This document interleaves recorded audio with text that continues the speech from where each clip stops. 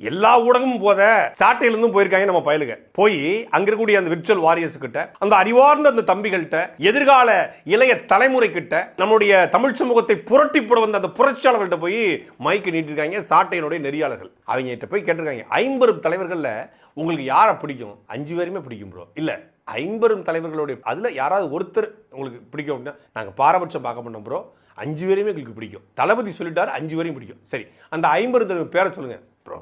வேணாம் ப்ரோ, அந்த பேரை சொல்லி அவங்கள காட்டி கொடுக்க விரும்பல ப்ரோ.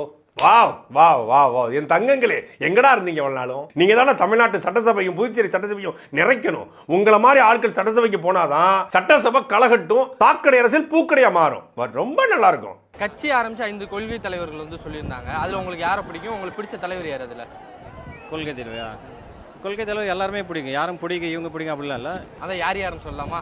இல்லை எல்லாரும் நம்ம யாருன்னு சொல்ல முடியாது, எல்லாருமே